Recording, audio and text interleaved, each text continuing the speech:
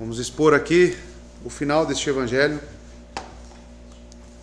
E hoje, para a honra e glória do nosso Deus, irmãos, vamos encerrar este evangelho. Não sei ao certo aí quanto tempo deu, quantos vídeos tem aí de pregação. Acredito que cerca de 2 anos ficamos aí no evangelho de João. Se não deu 2 anos, deu algo próximo disso. E hoje é a última pregação, né? E eu estava ali pensando, orando aqui no começo, no início de todas as atividades, eu agradeci a Deus. Agradeci porque é uma honra poder pregar a sua palavra e saber que essa igreja encerra mais um livro da Bíblia por inteiro, pregado expositivamente, texto a texto, palavra por palavra, versículo por versículo, exposto. Eu cresci com isso. Certamente os irmãos cresceram. E Deus deve ser exaltado por isso. Que Deus seja louvado. E que nessas últimas palavras, você tenha esse sentimento de gratidão também por Deus. Porque Ele tem te dado isso de bom grado para o seu crescimento espiritual. Amém? O texto hoje é o capítulo 21, dos versos 20 a 25. Que eu farei a primeira leitura aqui na versão King James. Depois eu passo para João Ferreira de Almeida. Então Pedro, voltando-se, viu que o seguia aquele discípulo a quem Jesus amava, e que também se reclinara sobre seu peito na ceia, e que dissera: Senhor, quem é que há de te trair? Verso 21, vendo Pedro a este, disse a Jesus: Senhor, e o que fará a este homem? Verso 22, disse-lhe Jesus: se eu quero que ele fique até que eu venha, o que é isso para ti? Segue-me tu. Verso 23, então divulgou-se entre os irmãos este dito, que aquele discípulo não havia de morrer. Jesus, porém, não lhe disse que não morreria, mas, se eu quero que ele fique até que eu venha, o que é isto para ti? Verso 24, este é o discípulo que testifica destas coisas e que escreveu estas coisas.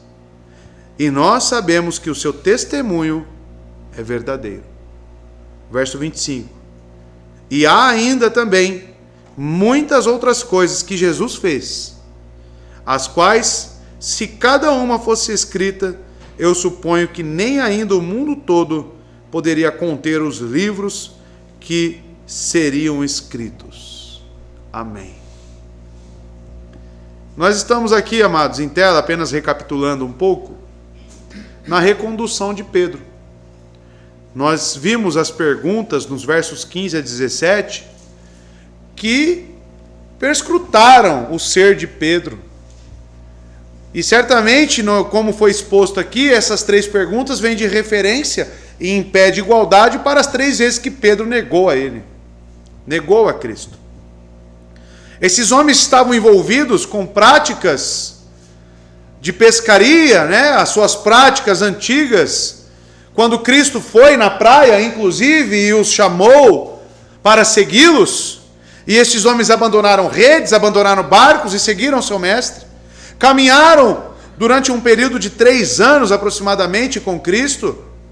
Porém, quando Cristo é morto, eles se veem desolados, muitos se apartam, não acreditam na ressurreição vista pelas mulheres de primeiro modo, e depois Cristo aparece a eles, mas mesmo assim uma certa vagarosidade em entender e compreender os fatos bíblicos sobre morte e ressurreição, e Cristo dá uma ordem a esses homens para que eles voltem para a Galileia e aguardem ele lá, num determinado monte, um determinado local, e certamente eles tomam decisões precipitadas, voltam a pescar, até mesmo porque vimos que Cristo, veladamente, de uma forma sutil, ele repreende os discípulos.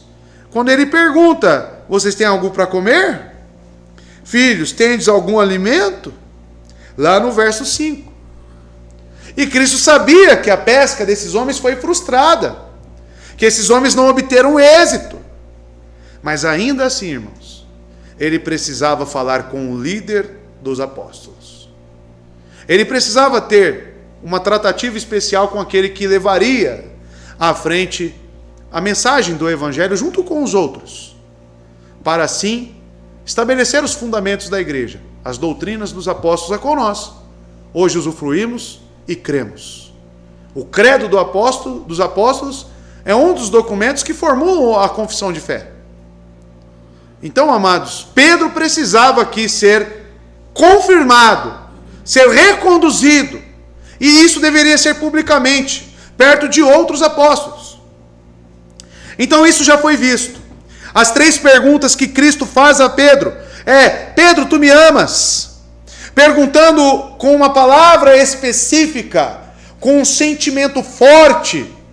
Porém, Pedro responde com uma palavra diferente, transferindo assim a ideia de que ele tinha afeições por Cristo. E pela segunda vez, Cristo pergunta de novo com a palavra de um amor forte, intenso. E Pedro responde com um amor que talvez é apenas uma afeição. Mas nas 3 oportunidades, irmãos, que se muda na terceira, Cristo sempre diz a Pedro: apacenta as minhas ovelhas, cuida daqueles que são meus. E a aplicação para nós, irmãos, é que todo amor que você professa para com Cristo, ele deve ser traduzido para com o amor com seus irmãos e com seu próximo. É impossível você dizer que ama a Deus, sendo que esse amor não é transferido para as pessoas ao seu redor, em serviço, em cuidado. Lemos esses dias em Lucas, aquela ilustração de um fariseu que pergunta a Cristo: quem é meu próximo? E se os irmãos ficaram atentos, passou um fariseu, viu aquele homem que foi assaltado, espancado, estava ali na beira da estrada. O fariseu atravessa de lado e segue seu caminho. O fariseu é quem servia nas sinagogas, na casa de Deus. Depois vem um levita, que faz a mesma coisa. Porém vem um outro homem, que vai lá, cuida daquela pessoa, estende a mão, sara as suas feridas, vai até uma hospedagem, paga a hospedagem, deixa ele lá. E Jesus pergunta ao homem: desses 3, quem é o próximo? É aquele que ofereceu misericórdia. E amados, aquilo é o ensino para nós, de como deve ser traduzido esse amor que nós sentimos por Cristo. Se o seu cristianismo não possui esse amor para com o seu próximo, o seu cristianismo é morto. O evangelho que você crê não gerou vida em você. E é justamente isto que está servindo de exemplo aqui na conversa, para reconduzir Pedro a este apostolado tão importante. E além disso, Cristo fala para Pedro, nos versos 18 e 19, que ele o seguiria, que ele seria um mártir, que ele morreria pela causa do Evangelho. E isso nos mostrou, irmãos, que o Evangelho exige tudo de nós. O Evangelho é um compromisso de vida. É ir para onde eu não desejo ir. É enfrentar, é abrir mão daquilo que talvez a minha carne esteja agarrada. Hoje nós lemos Cristo oferecendo duras palavras. Eu não vim trazer paz para a terra. Leram isso hoje? Eu não vim trazer paz. Eu vim trazer divisão. Eu vim colocar pai contra filho, filho contra pai. Olha que palavras. Para muitos parece loucura isso. Mas o que é o Evangelho? Quando atua verdadeiramente no coração do crente, o que ele faz? Ele te consagra. Ele te separa. Te separa do mundo. E se o seu pai e a sua mãe está no mundo, seu pai e sua mãe está sobre a ira de Deus. Seu marido, sua esposa, se não crê no Evangelho, está sobre a ira de Deus. E você que crê, você foi separado. Aconteceu uma divisão espiritual. Você foi transplantado das trevas para a luz. Você não faz mais parte daquilo. E quando nós vemos Pedro aqui, amados, e Cristo falando que tipo de morte ele sofreria, seria algo pelo Evangelho. Seria algo sacrificial. Seria algo por uma causa maior. Pedro teria que negar a si mesmo com certeza para ser um mártir, para enfrentar as consequências do cristianismo, principalmente neste primeiro século, irmãos, que era tão ferrenho, que era tão agudo, que era tão pulsante. E isso nos ensina, irmãos, nos ensinou na última pregação, de que o cristianismo que nós professamos tem nos exigido o quê? E eu falei para os irmãos que temos que viver aquilo que tem sido proposto para nós. Muitos querem ser pais, mas não são, mas são um marido. É um marido e é uma esposa, então cuide da sua esposa. E você, mulher, cuide do seu marido. Pregue o Evangelho, viva o Evangelho conforme isso que você tem. Se você trabalha, é solteiro, então trabalhe para o Senhor. Faça aquilo para o Senhor, abdique da sua vida, se esforce, se entregue para a glória de Deus. Como mãe, como filho, como pai, sirva a Deus, sirva a Cristo, sirva ao Evangelho naquilo que você está inserido. Se eu sou pastor, se isso me foi colocado, que eu viva como pastor, que eu glorifique a Deus nisto. Se você é um estudante, seja o melhor estudante, para a glória de Deus, sirva a Cristo lá, pregue o Evangelho com a sua vida, meu irmão. E é isso que nós vemos em Pedro. Para o que ele foi chamado? E ele morreu por esta causa. Ele morreu fazendo isso. E vivendo um dia de cada vez, até o dia que realmente ele foi lá, crucificado, como a tradição nos informa. E que você morra fazendo isso que Cristo te ordenou a fazer. Que você morra, mesmo que a sua carne não queira fazer. Porque foi dito para Pedro: quando fores velhos, estenderás tuas mãos e outro te cingirá e te levará para onde tu não queiras. E nós não queremos muitas coisas, irmãos. Mesmo como cristãos professos que somos, muitas das vezes as imposições da vida que o próprio Cristo nos coloca, nós não queremos. Mas não se trata do que você quer. Se trata de fazer a vontade daquele que me salvou. E é isso que importa.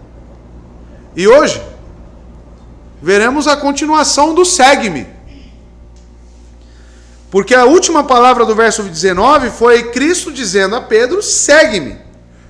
Então Jesus, ao dizer isso, caminha para longe do grupo, mas enquanto ele ia, Pedro parece ter caminhado junto com ele. Tudo, né, o cenário ilustrado pelas palavras indica isso. Pedro seguindo, se levantando, se afastando do grupo e indo atrás de Cristo. Alguns interpretam que Pedro tivesse interpretado siga-me de forma literal, né? E o que Jesus dissera foi algo metafórico, porque ele estava ressurreto. Então Cristo, como os relatos do Evangelho, agora está aqui, daqui a pouco ele não estava mais, ele estava em outro lugar, né? Então o segue-me de Jesus aqui, para muitos teólogos, vai ser com a sua vida, diariamente. Não me seguir, me indo atrás de mim, literalmente falando, mas com a sua vida, ao acordar, ao dormir, como pai, como mãe, e ele como apóstolo. Siga-me. Abra mão, continue abrindo mão, siga-me. Entretanto, a sugestão não pode ser simplesmente descartada, né, irmãos? De que o fato de Jesus repetir essa ordem, siga-me, pode significar que Pedro não tinha compreendido o significado realmente. Porque se vocês verem no verso 22, ele vai falar de novo para Pedro seguir. Segue-me tu. Então, Cristo está aqui ratificando essa questão. E seguir a Cristo significa o quê, irmãos? Seguindo Jesus Cristo, seguir a Cristo Isso é uma condição. A primeira coisa que nós precisamos entender: seguir a Cristo é uma condição que move a vida cristã. O que nos coloca em movimento é justamente este segue-me. E do que se trata? Em João 12, 26 diz que quem serve a Cristo, precisa seguir a Ele. E onde Ele está, o meu servo também estará. Aquele que me serve, meu Pai o honrará. É a marca de suas ovelhas. Se os irmãos verem, voltarem um pouco no capítulo 10, verso 27, apenas para a constatação dos irmãos. 10, 27. Quando Cristo fala do bom pastor, fala das ovelhas. 10, 27 diz o seguinte: as minhas ovelhas ouvem a minha voz, e eu as conheço, e elas me seguem. Elas me seguem. O que significa seguir, irmãos? Está atrelado em ouvir a voz dele.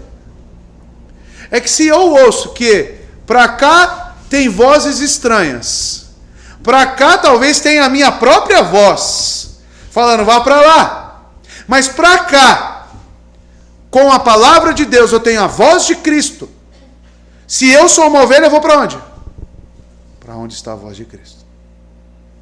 Para onde está a voz de Cristo. Então, amados, seguir a Jesus Cristo significa não só estar disposto a sacrificar tudo em submissão à sua vontade, mas também para obedecer aos seus mandamentos. Porque ele disse no capítulo 14, 21, que aquele que o ama é aquele que guarda o seu mandamento. E o que significa isso? É aquele que ouve a sua voz. É aquele que dá atenção. E não só isso, está disposto a abandonar tudo para seguir essa voz. Você está disposto? Você tem essa disposição? Não é só distinguir aonde que está a voz de Cristo. Não é apenas saber o que a palavra me informa. Não é apenas estar em mais um culto, em mais um dia do Senhor ouvindo sobre a palavra de Deus.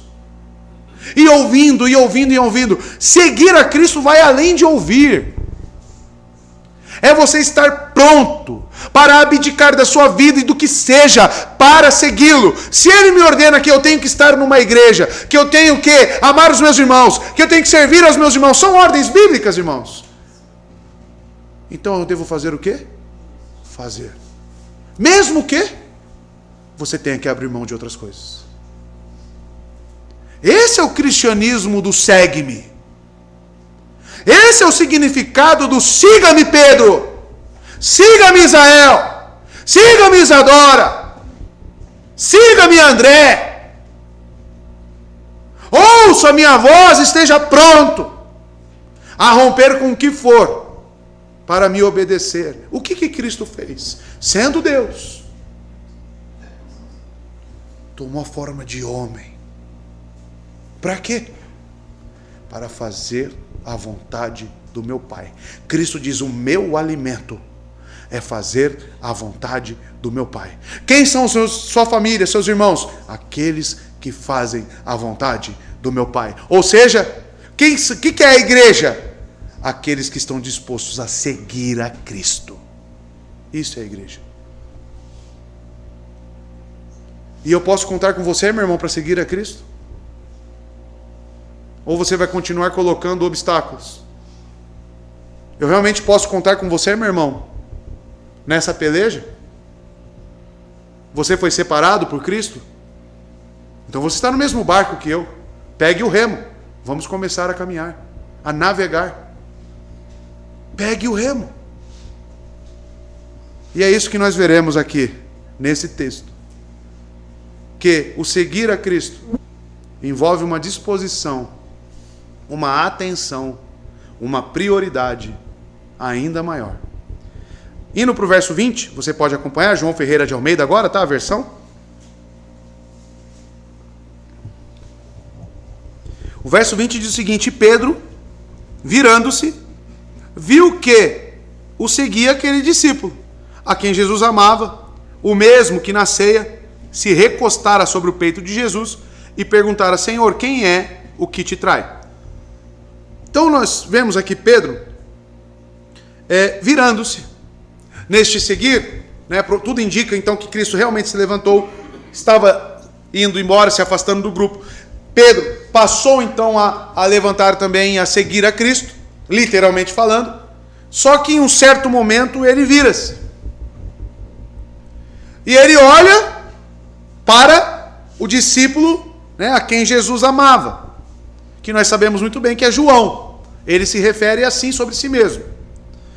Pedro vê o discípulo que Jesus amava seguindo também, por quem é designado João o evangelista, o escritor deste evangelho, que ouvindo Cristo convidar Pedro, também passou a segui-lo, como veremos. Também se levantou e foi atrás dele. E isso chama a nossa atenção. Porque Pedro, então, ele vira-se e ele vê que mais alguém ali estava seguindo. É o que o texto diz. E Pedro, virando-se, viu que o seguia aquele discípulo a quem Jesus amava. Então é Jesus na frente, Pedro aqui, e João também estava vindo. Isso é interessante porque Jesus não falou para João aqui especificamente nesse momento: siga-me. As tratativas de Jesus aqui especificamente no texto era com Pedro. Mas João, por ser esse discípulo disposto a seguir ao Mestre, vendo ele naquela forma ressurreta, já era o suficiente para colocar ele em um desprendimento de suas vontades, do que ele estava fazendo, para começar a segui-lo.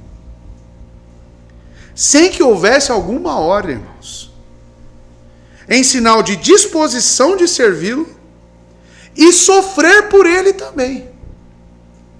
Porque é muito significativo essa atitude de João no começo desse verso 20. Porque tudo indica que ele estava presente, foi em público esse recomissionamento de Pedro. Ele ouviu Cristo falando: você morrerá, te levarão para onde você não quer.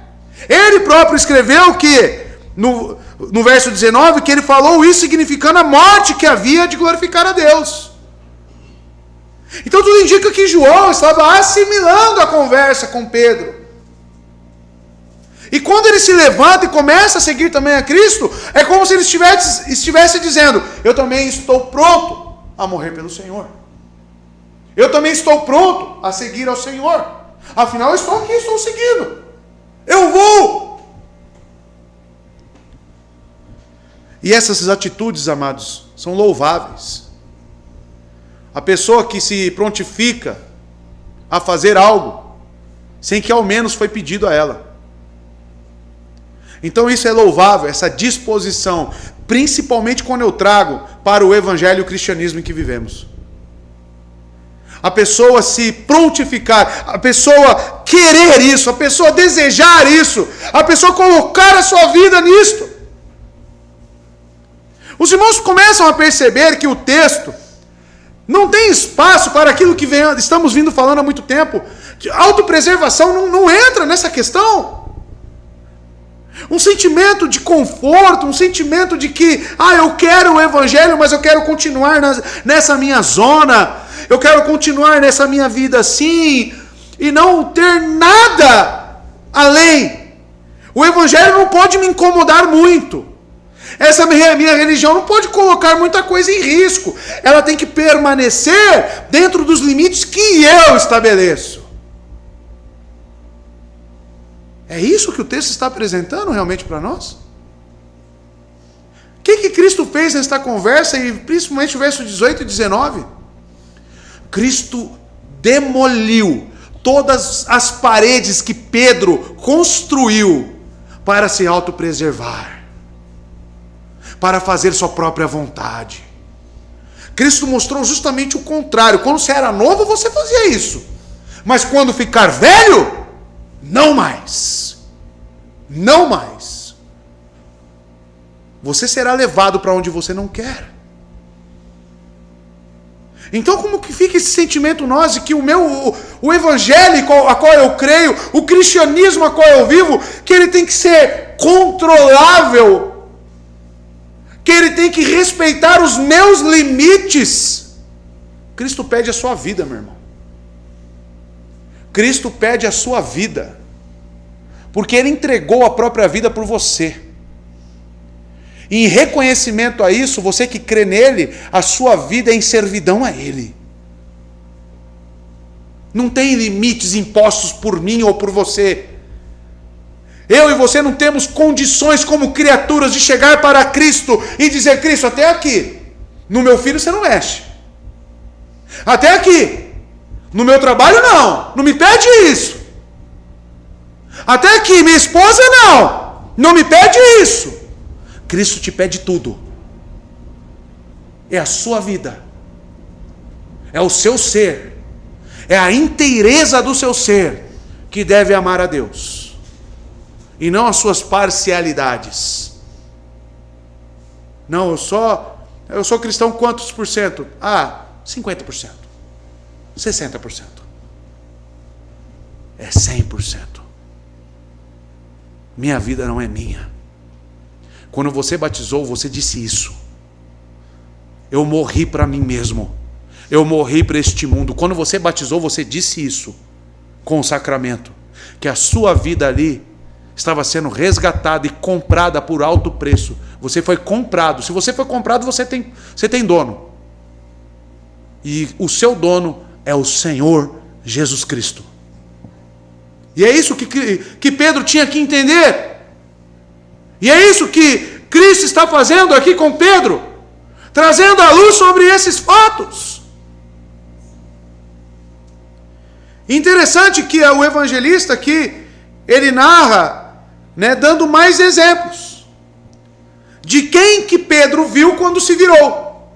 Ele diz: aquele discípulo a quem Jesus amava, o mesmo que na ceia se recostara sobre o peito de Jesus, e que na oportunidade perguntou: Senhor, quem é o que te trai? Por que ele faz isso?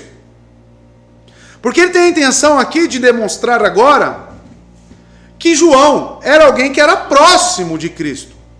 E realmente o era. João, ele esteve no Getsêmani.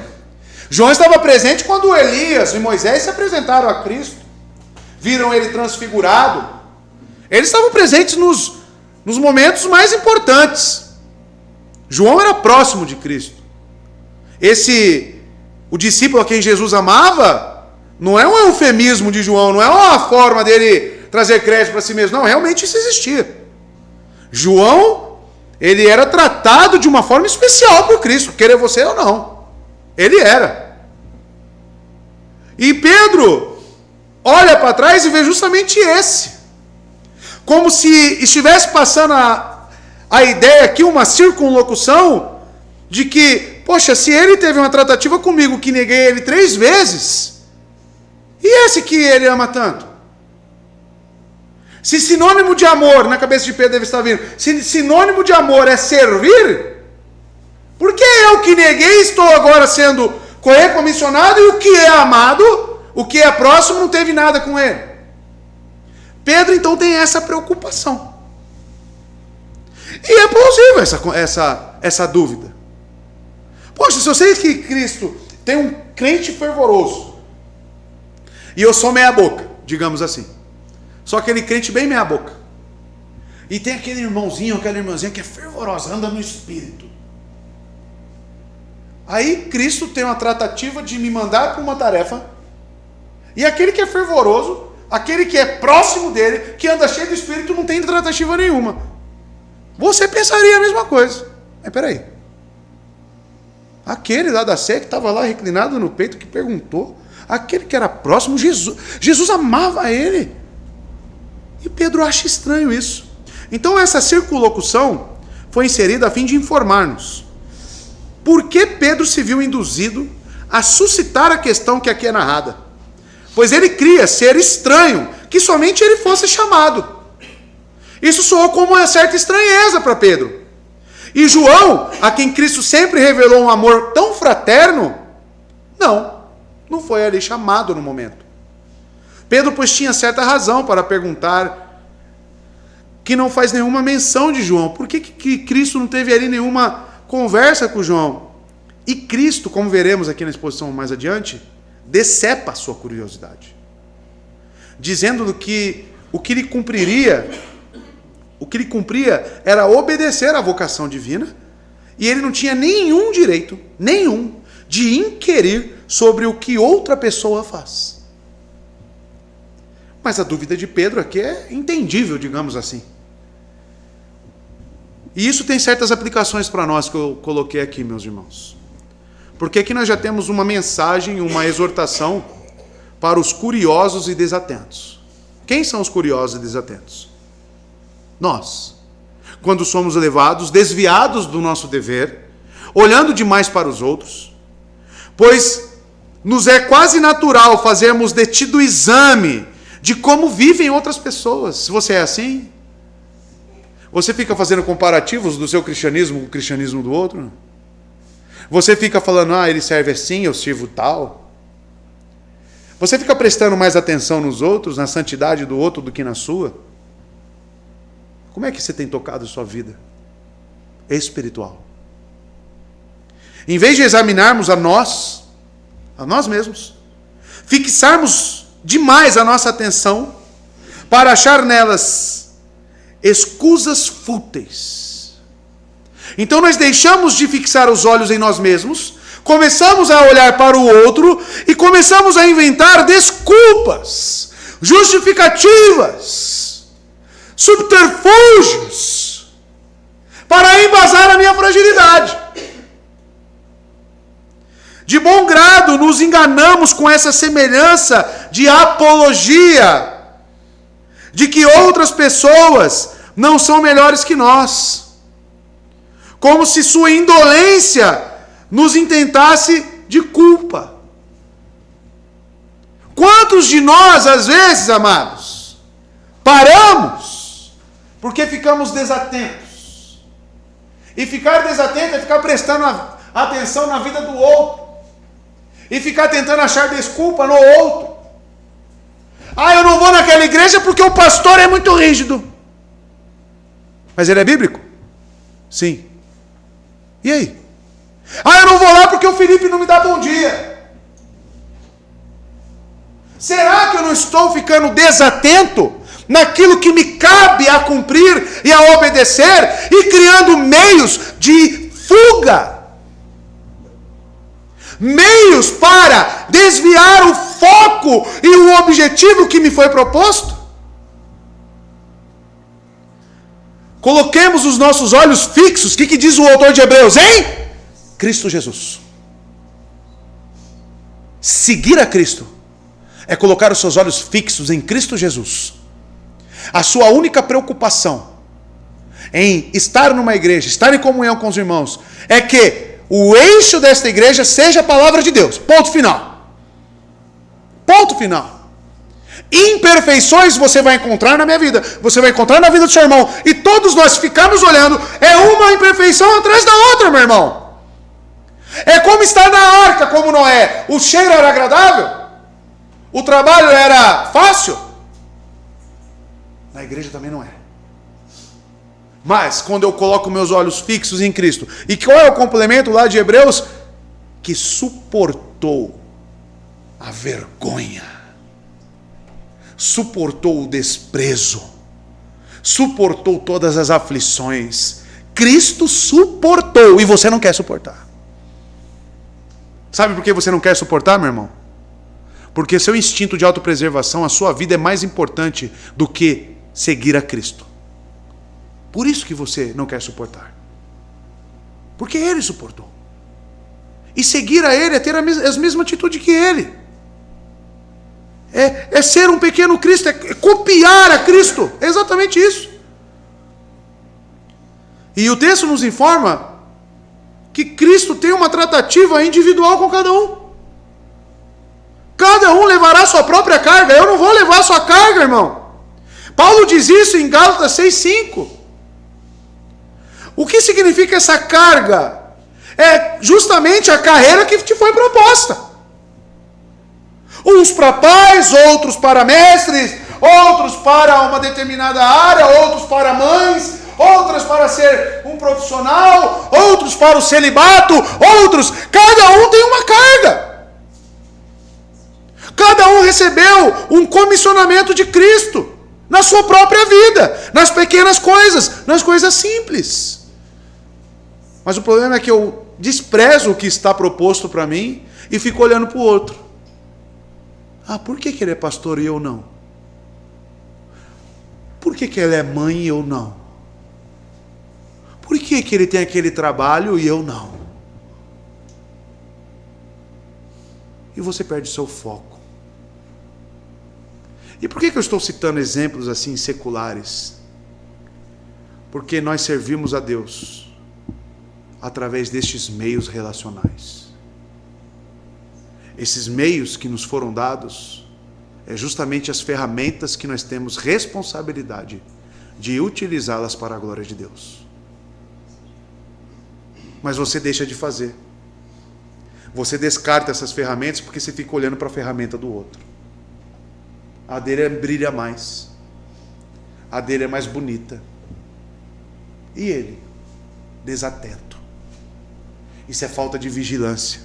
Isso é falta de colocar os olhos fixos em Cristo Jesus. Aqui é uma censura geral contra todos quantos olham ao redor de si, em todas as direções, com o intuito de ver como as outras pessoas agem. E não prestam atenção nos deveres que possuem, que Deus lhes incumbiu. Nós devemos cuidar dos irmãos? Se atentar para com a vida deles? Devemos, isso é uma tarefa da igreja. Mas antes, Cristo fala, tira a trave do seu olho. Ele não descarta você olhar para o outro, em momento nenhum. Ele fala, primeiro, ele coloca a ordem. Primeiro, olha para a sua vida. Olha para aquilo que Cristo te incumbiu a fazer. Olha para aquilo que você já está inserido. Você já tem uma tarefa? Acredito que você é filho. Você é estudante? Você trabalha? Você é pai? Você é mãe? Você já tem uma tarefa bíblica a cumprir. Já tem ordem de Cristo. Você já sabe qual é a vontade de Deus. Então faça. Então, amados, acima de tudo, dolorosamente, essas pessoas se equivocam neste aspecto. Que negligenciam e passam por alto o que é exigido mediante a vocação especial de cada pessoa.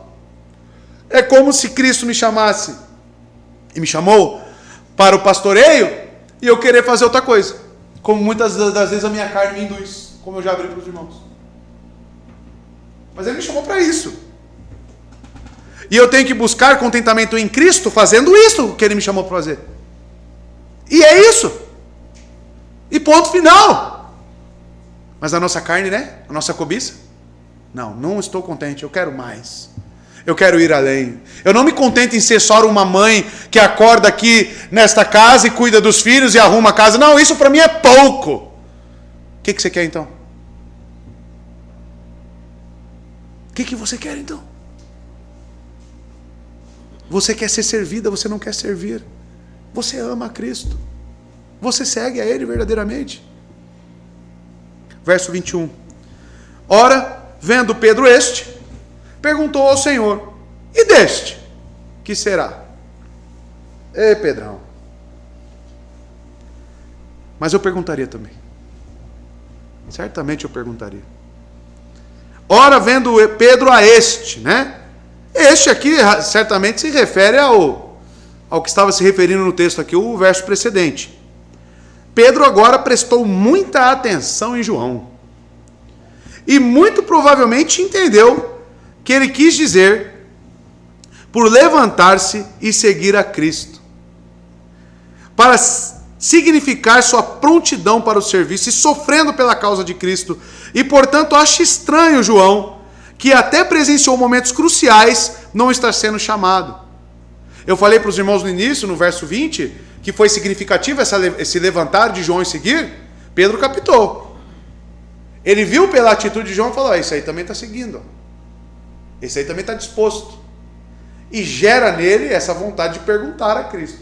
E ele morrerá também? E este? O que vai acontecer com ele? E ele? Como é que vai ser com ele? Perguntou a Jesus, Senhor, e deste? Que será? E você não pode perder de vista os versos 18 e 19, a qual Cristo informou que seria de Pedro no futuro. Ele predisse. É a curiosidade, né? Senhor, o que este homem fará? Sendo um amigo íntimo de João. Pedro era íntimo de João. Pedro, naturalmente, está profundamente preocupado sobre o futuro do seu companheiro. Um momento atrás, Jesus havia predito como Pedro haveria de glorificar a Deus. Que tipo de morte ele sofreria para glorificar a Deus?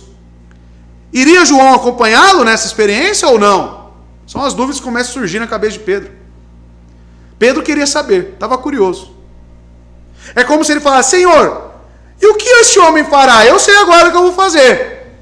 Eu estou te seguindo, mas e ele? O que ele fará? Parece que ele estava da mesma mente para seguir, né, que comigo. É como se ele pensasse: João está tendo a mesma disposição. E o que esse homem fará? Em que trabalho e serviço será empregado aquele que parece tão disposto quanto eu a te servir? Que sempre esteve tão próximo. O verso 20 deixa isso claro. Reclinou a cabeça no seu peito, aquele que você amava, ama ainda. E o que este homem sofrerá? Ele deve sofrer em tudo? E se ele deve, em que tipo de morte ele deve sofrer? São as dúvidas que começam a brotar na cabeça de Pedro. É as dúvidas que começam a brotar na sua cabeça no dia a dia. E eu? Será que eu vou ser um pastor? E eu? Será que eu vou fazer isso? E eu? Será que eu vou conseguir isso? E eu? Será que eu... Aí a ansiedade domina o seu ser. Aí você está vivendo um dia que nem ao menos sabe se você estará vivo. Por causa dessas conjecturas, por perder o seu olhar fixo em Cristo, por negligenciar o que você já tem para fazer. Será que ao acordar hoje, no dia do Senhor, já não estava proposto o que você tinha que fazer? Pelo próprio Senhor? Só que você não quer isso. O seu coração não está nisto. Você quer outra coisa. E é por isso que muitas pessoas ficam patinando. Patinando, não saem do lugar, patinando e patinando e patinando. Uma pergunta após uma ordem. Isso também deve ser destacado. Os olhos penetrantes do Senhor sondavam mais profundamente dentro do coração e da mente do discípulo, sempre vacilante, Pedro. Jesus sabia que essa súbita mudança no rumo da conversa com Simão indicava que a ordem siga-me não havia, de certo modo, sido registrada na cabeça de Pedro. Ou pelo menos não o suficiente. Pode existir boas intenções na pergunta de Pedro? Sim. Mas era momento para isso? Está correta a conduta de Pedro? O próximo verso nos responde. Verso 22. Respondeu-lhe Jesus: se eu quiser que ele fique até que eu venha, que tens tu com isso? Segue-me tu. Vendo isso, eu fiz umas perguntas assim. Será que para algumas pessoas ao ler isso falam: nossa, Jesus foi grosso agora. Jesus foi ríspido, Isadora. Foi? E aí? Não, ele foi objetivo. Ele foi direto no cerne da questão. Às vezes você ser objetivo é sinônimo de você talvez ser grosso, né? Transpareça isso.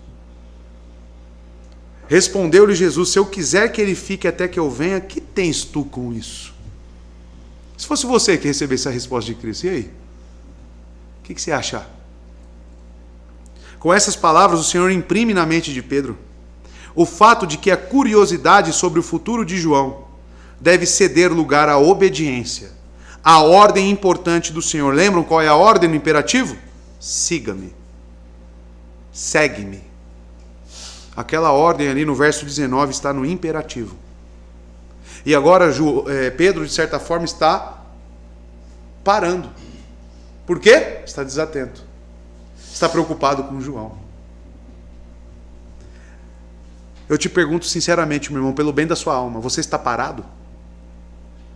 Será que as preocupações têm feito o seu cristianismo e a sua religião ser monótona, ou até mesmo enfadonha, ou até mesmo pesada para você?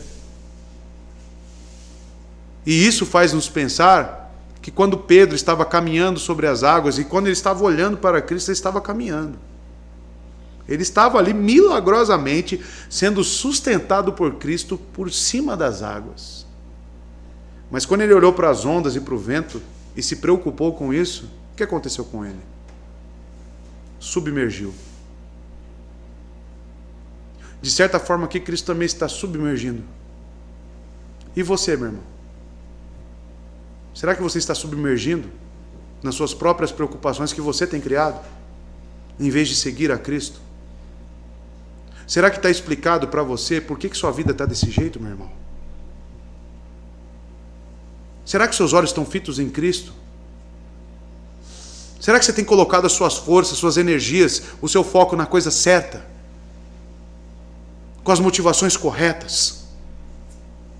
E como que eu sei isso? Pela palavra, meu irmão. O que a palavra te ordena a fazer? Faça! Nós não vivemos em um ocultismo, nós temos a revelação de Deus.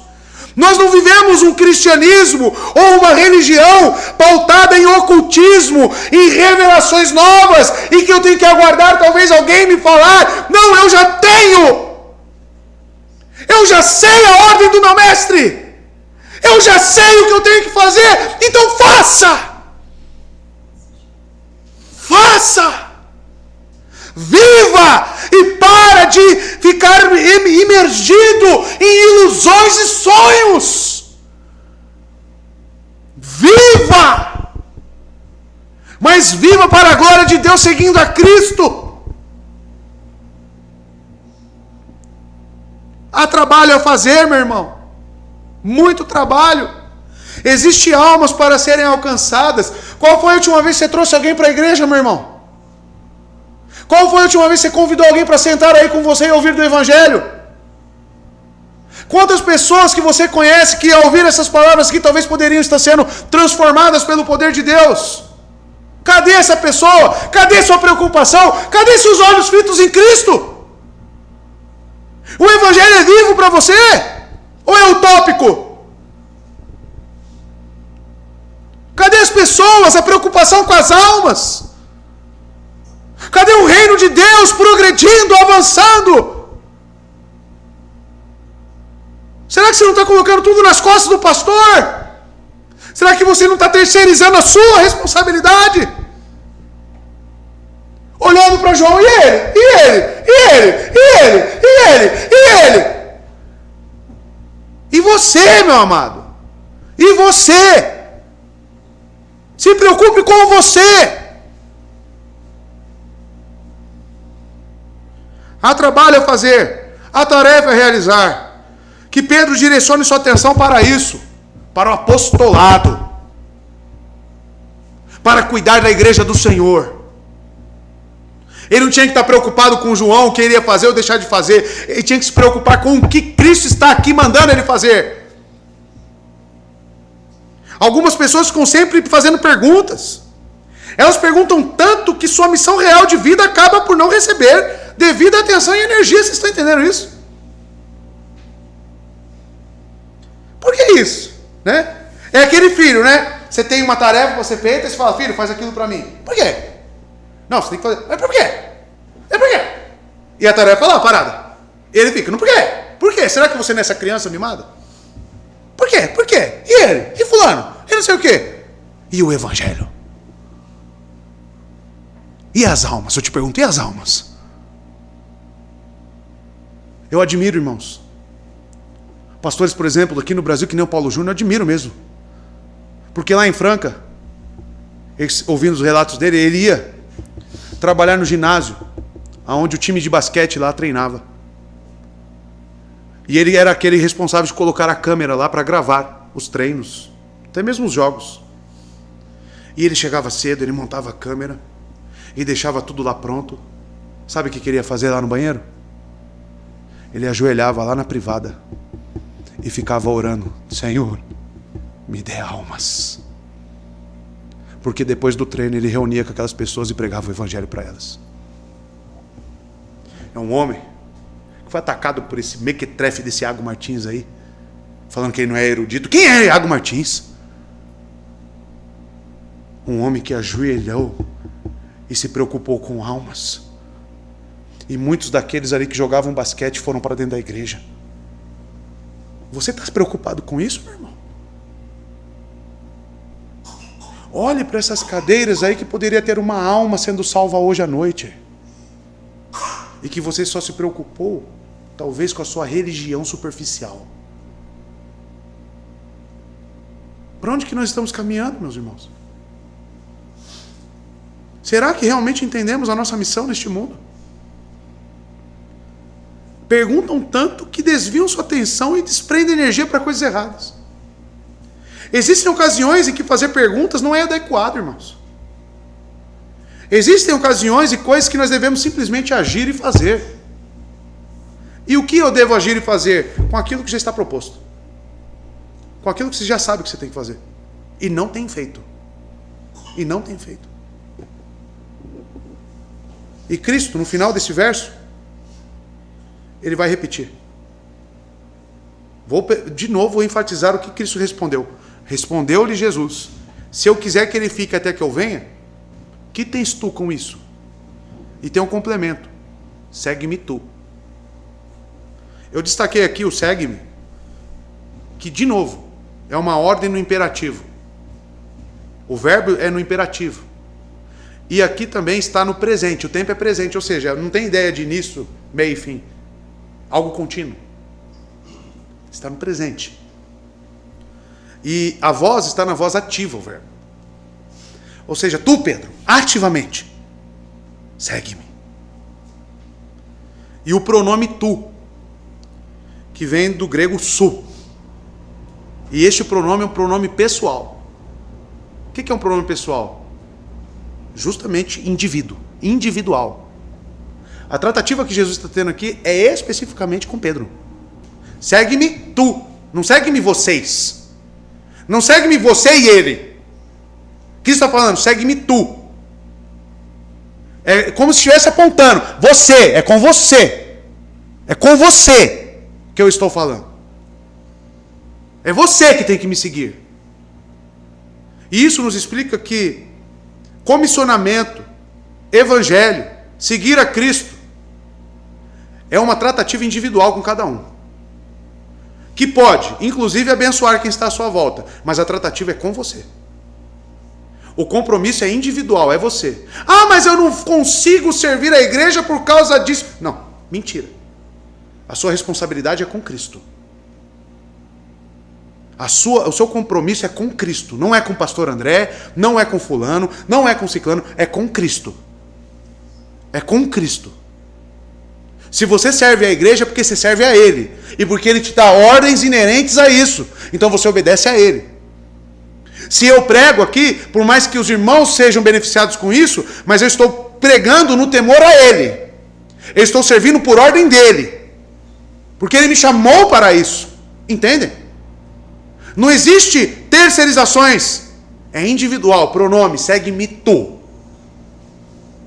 É você que tem que tomar atitude. É você que tem que entender a ordem. É você.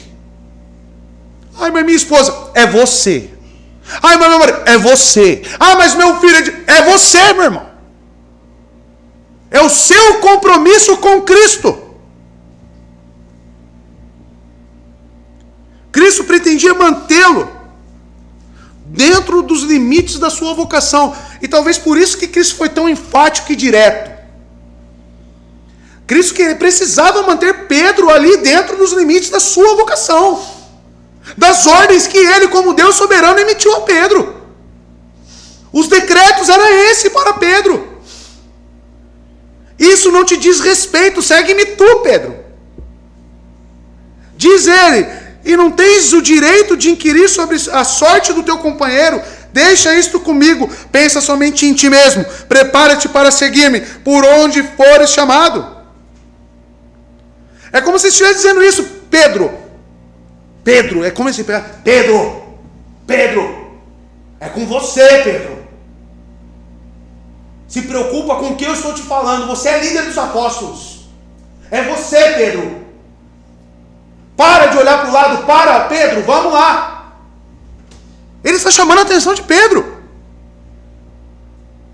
Não que toda ansiedade por causa dos irmãos seja impertinente, né? Ou preocupação. A ansiedade não, mas uma preocupação. Senão que deve ter algum limite, irmãos. A sua preocupação com o próximo, ela não pode ser de tamanha forma que faça você negligenciar o seu compromisso e os seus deveres para com Cristo. E nisso que muitos erram. Não, eu tenho que cuidar da minha família, mesmo que você negligencie o que Cristo te ordenou. Tá certo isso então? O seu compromisso de vida é com quem, meu amado? Tua esposa vai te salvar? Teus filhos vão te salvar? Quem que morreu no madeiro por você? Foi teu filho? Foi a tua esposa? Foi teu marido? Foi quem? Quem que disse para você e abriu os teus ouvidos, segue-me? Levante, ande. Vamos.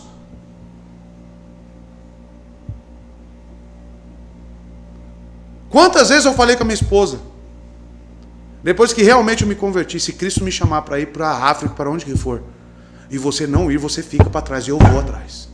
E eu vou para onde Ele me chamar. Você tem que entender que meu primeiro compromisso é com o meu Salvador. E ninguém, você pode me chamar de louco do que for, mas ninguém se interfere no meu relacionamento com o meu Salvador. Ninguém. Graças a Deus Ele me deu uma mulher que se submete ao meu ministério e ao que eu fui chamado. Com duras penas, com muitas dificuldades, mas está disposta a me acompanhar para onde for. Por quê? Sabe por quê? Porque Cristo é perfeito nos seus decretos. Ele é perfeito. Quando eu falo para os irmãos que Ele dá uma tampa para a panela velha certinho, é porque realmente Ele faz isso. Realmente Ele faz isso. Mas de qualquer forma, ela se submetendo ou não, o meu primeiro compromisso é com o Senhor. Tanto que, olha como é engraçado isso. Quando eu estou com o meu comprometimento com Cristo abalado ou frio, quem que acaba consequentemente sofrendo com isso? Minha esposa. Está vendo como o meu primeiro compromisso é com Cristo? Que se eu não estiver próximo dele, o meu sacerdócio no meu lar está comprometido. Ame sua esposa como Cristo amou a igreja. Ou seja, seja uma pintura de Cristo na sua casa, marido. Isso vai muito do seu compromisso e dos seus deveres para com Ele. E se isso estiver abalado, a sua família também já perdeu. Já perdeu. Se você perdeu seus compromissos com Cristo, você já perdeu sua família. Entendem a proporcionalidade? Entendem como que Cristo governa e dirige as coisas com os cristãos? Quem usufrui da minha intimidade, do meu relacionamento com Cristo é minha própria esposa. Porque quanto mais santo eu for, mais santa ela será. Quanto mais empenhado com Cristo, mais ela se empenhará. E quando ela me cobra, fala, olha, vai orar, vai ler. É porque ela começa a sentir que talvez esse relacionamento esteja um pouco abalado. E glórias a Deus por isso. Que a esposa vai e auxilia. Então, amados, o que nós precisamos fazer é ter atenção em Cristo. Individualmente, você precisa seguir a Cristo em primeiro lugar. Você precisa se comprometer com Cristo em primeiro lugar. E os outros ao seu redor usufruirão, serão abençoados por este relacionamento que você tem com Cristo.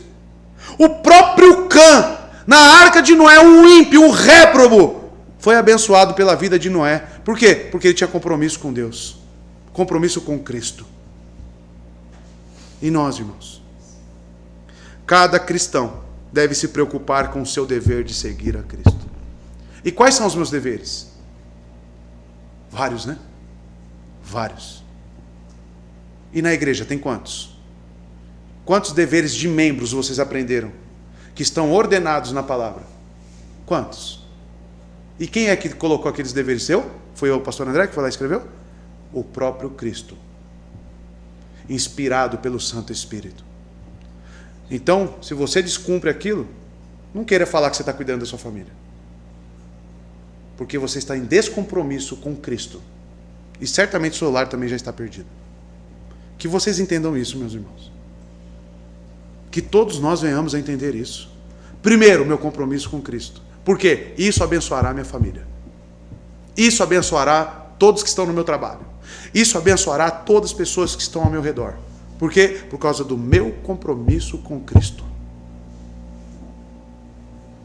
Verso 23. Divulgou-se, pois, entre os irmãos este dito, que aquele discípulo não havia de morrer. Jesus, porém, não disse que não morreria, mas, se eu quiser que ele fique até que eu venha, que tens tu com isso? João, amigo de Pedro, né? Repete a exortação, né? Mas muito válido. Por quê? Começou-se a criar uma ideia, né, na igreja primitiva, de que João não morreria até a segunda volta de Cristo. Olha para vocês verem a capacidade da imaginação e da heresia que nasce no coração do homem, né? Aí, a heresia agora fluiu do texto, né? Mas distorceram o texto. E João se vê na necessidade de esclarecer isso. E ele coloca aqui, como se fosse um parênteses também, talvez, divulgou-se, pois, entre os irmãos, ou seja, nas próprias igrejas, este dito, que aquele discípulo não haveria de morrer. Então, irmãos aqui significa a irmandade da igreja cristã primitiva, tá? O termo irmãos aqui é usado em um sentido de designar esses membros, irmãos. Eles constituíam a família cristã. Então, era só como de desmistificar esse dito. Era só esperar João morrer, né? Porque se eles falavam, se ele não vai morrer, então é só esperar ele morrer. Precisava escrever? Talvez não, talvez sim. Depois da morte de João, a necessidade prática de relatar essa interpretação do verso 23 não teria necessidade, né?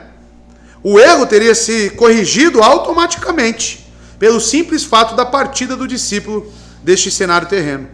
Com João ainda vivo, o erro tinha de ser corrigido, a fim de que os crentes pudessem pôr a ênfase no lugar certo e não viessem a ter a sua fé abalada quando João, afinal, morresse.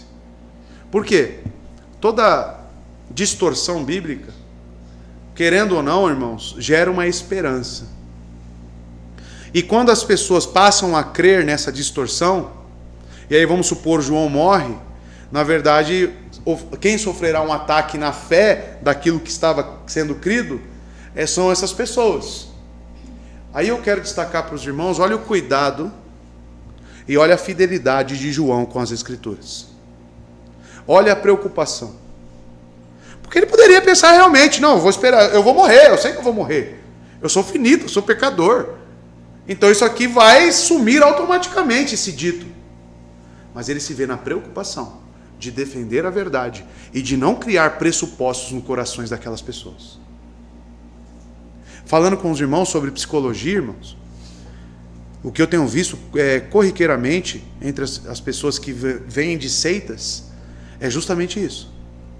As pessoas creem na mentira da seita, elas creem naquele sistema corrompido e satânico, a mente delas, a consciência delas é escravizada àquela mentira, e quando elas encontram o verdadeiro evangelho, encontram a palavra de Deus propriamente dita, elas têm um choque de realidade. E esse choque de realidade às vezes é tão bruto que mexe totalmente com o sentimento das pessoas e vira um turbilhão. E a pessoa perde inclusive a sanidade.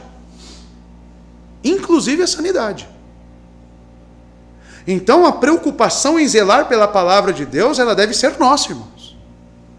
E de nunca levar uma pessoa a crer num erro, num pressuposto.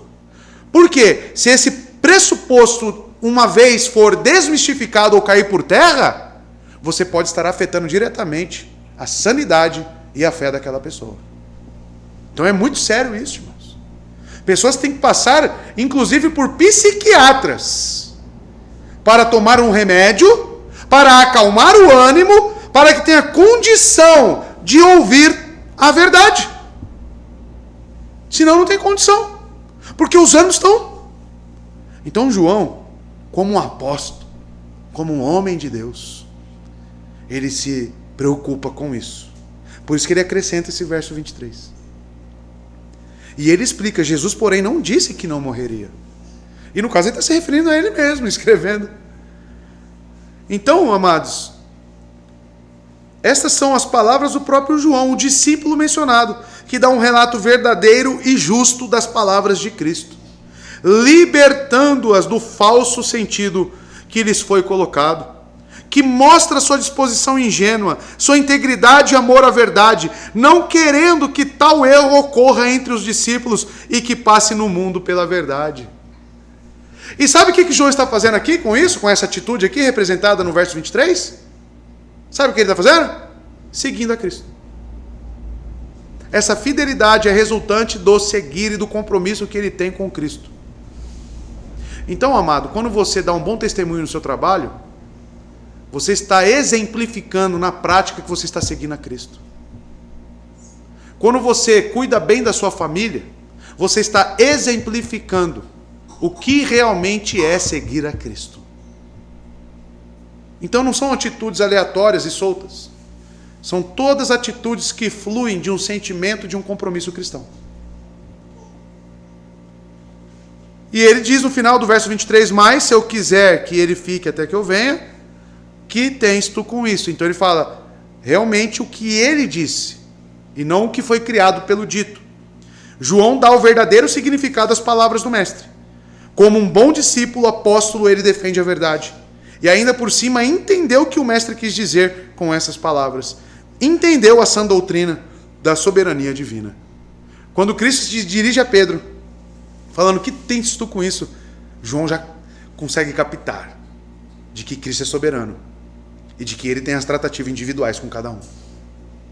João entendeu que se tratava de uma repreensão diretamente a Pedro. Verso 24. Este é o discípulo que dá testemunho destas coisas e as escreveu. E sabemos que o seu testemunho é verdadeiro.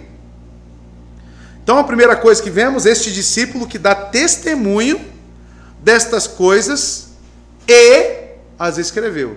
Então tem uma leitura cuidadosa agora aí. Porque nós temos duas informações.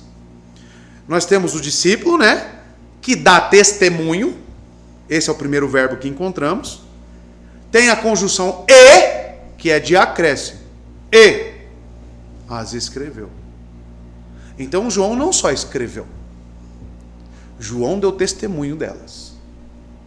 Porque você pode assimilar, deu testemunho escrevendo. Não, não é isso que está dizendo aqui. Não é isso que o texto está dizendo.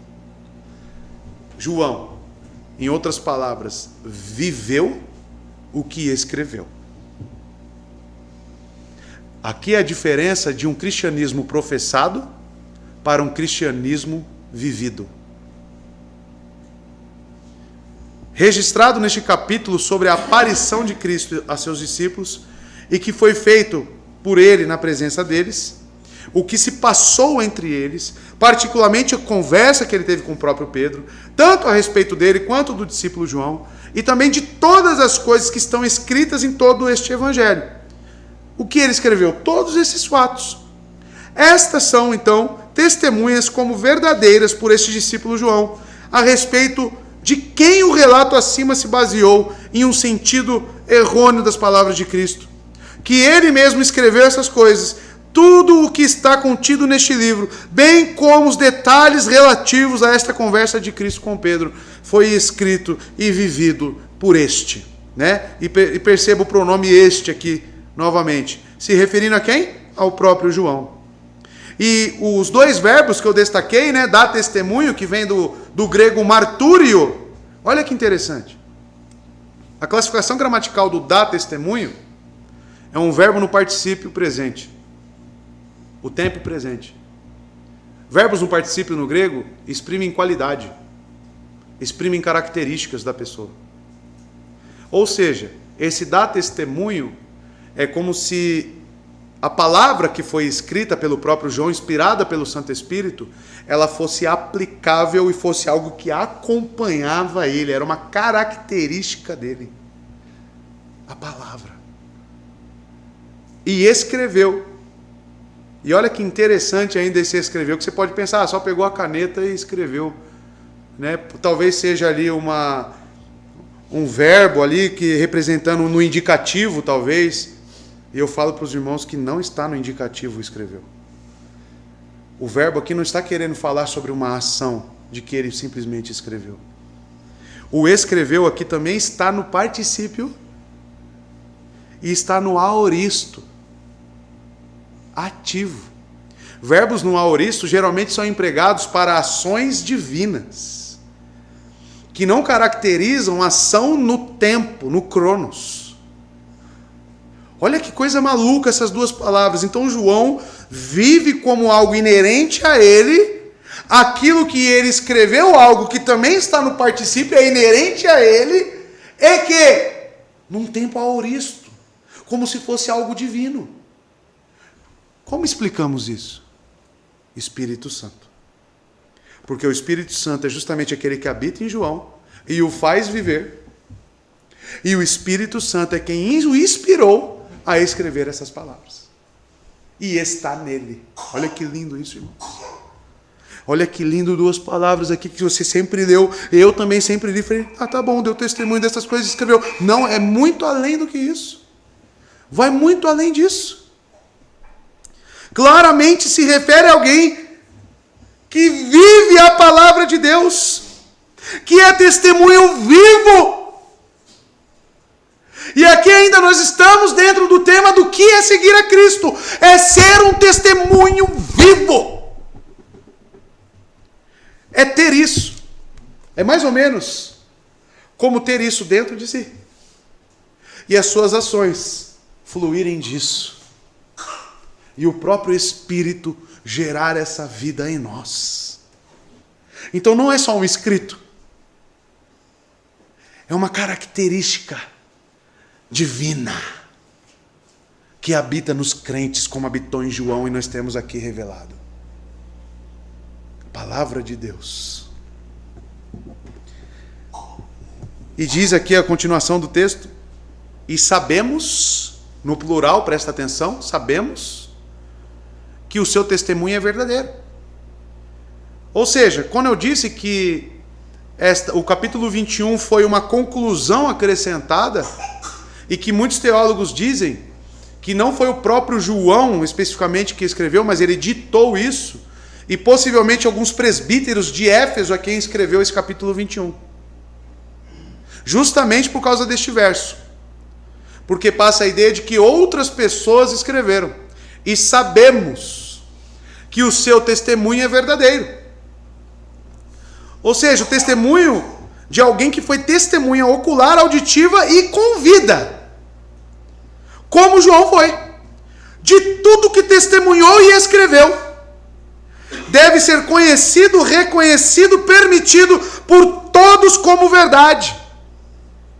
Firme, inquestionável, e portanto o apóstolo fala no plural, como sendo não apenas seu próprio sentido, mas o sentido de todos os homens, um reconhecimento de outros de fora. Porque se eu disse que o testemunho e o que foi escrito caminhavam na prática com João, certamente precisava de outras pessoas para constatar isso. E nós temos aqui essa constatação. E sabemos que o seu martúrio é verdadeiro. Que lindo isso aqui. É como se o seu vizinho falasse, o Gessé é crente. A verdade que o Gessé professa, se um dia ele me apresentar, eu digo, é verdade. Por que você fala isso? Porque eu vejo a vida dele. Isso aqui não é algo que está longe. Isso aqui é algo que acompanha a vida dele. É o que eles estão dizendo de João. É isso que eu digo sobre um cristianismo vivo. Isso aqui acompanha você, meu irmão. Isso aqui que você professa, que você fala, não, a Bíblia é inerrante, a Bíblia é suficiente, realmente molda as suas atitudes.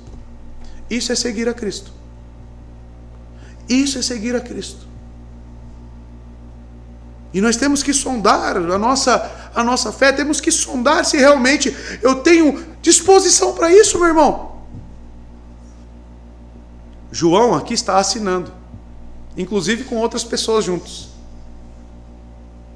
Só que tipo de assinatura que está sendo colocada aqui no final dessa carta? João está atestando, assinando tudo que ele escreveu com a sua própria vida. O que isso nos ensina? Que se você prega o evangelho e não vive ele, não existe validade no seu evangelho. Seu evangelho é uma mentira. Ninguém vai crer nessa mensagem que você professa. Ninguém vai crer. Agora, se você prega e vive, você atesta que essa mensagem é verdadeira. Que nós, irmãos, possamos pregar o evangelho e assinar e comprovar com as nossas vidas. É isso que nós temos que se preocupar. Porque isso é seguir a Cristo.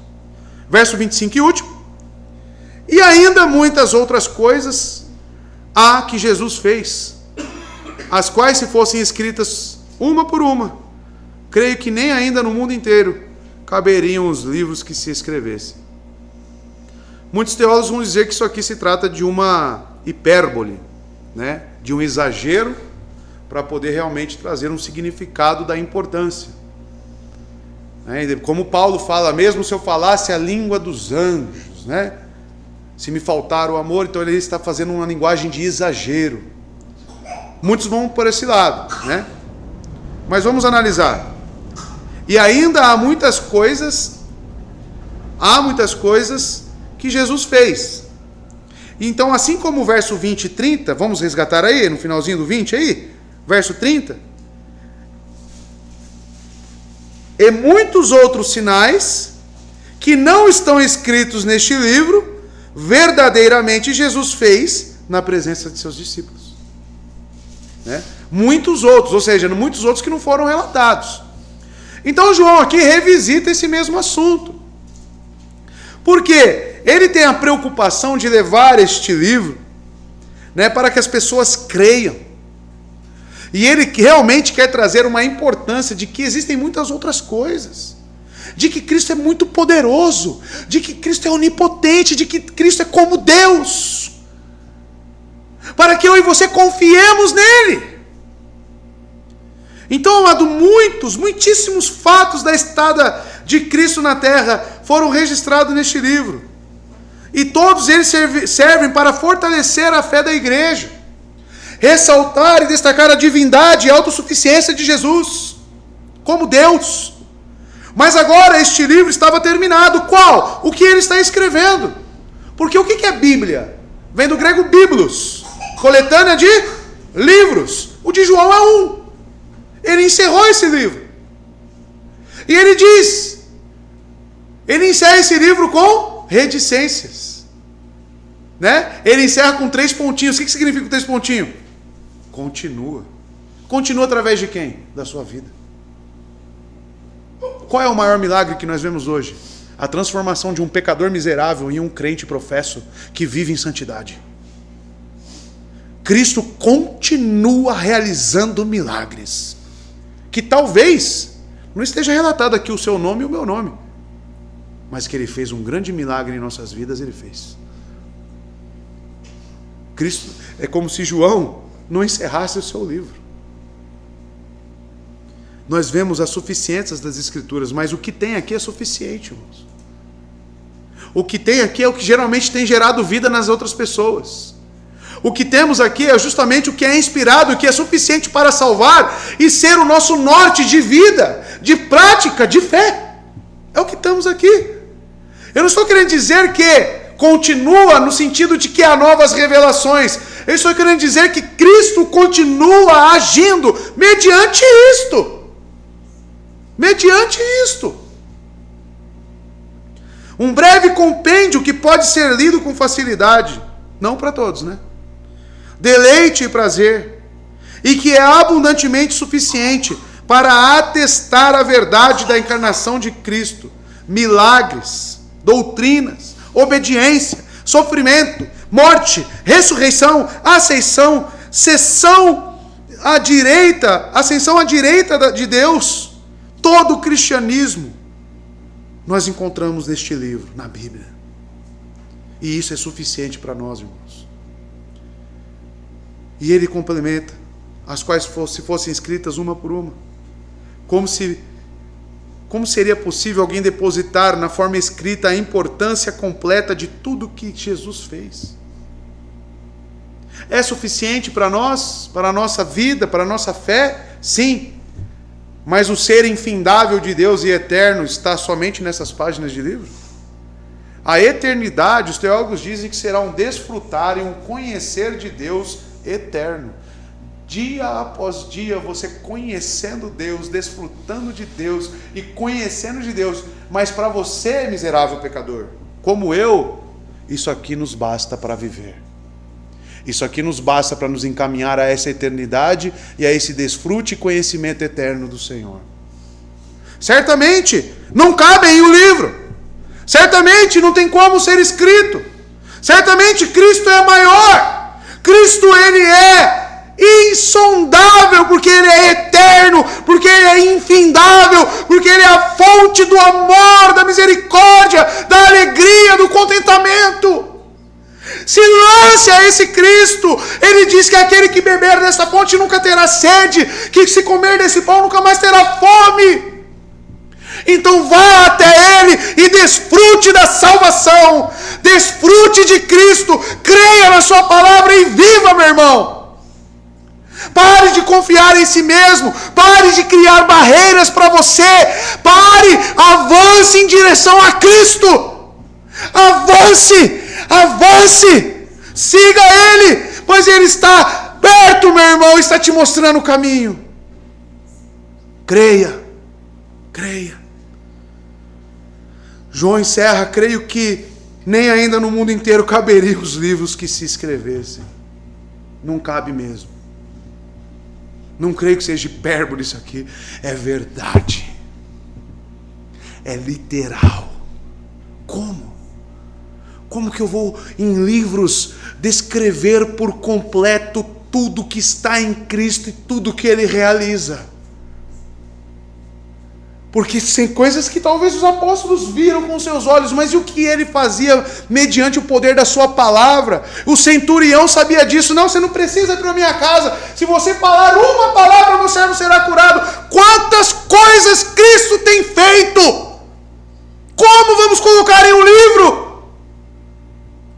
Dá para você entender a magnitude deste Deus, que na terra tem milhões, bilhões de pessoas, e todas, como diz o autor de Hebreus, Ele tem sustentado.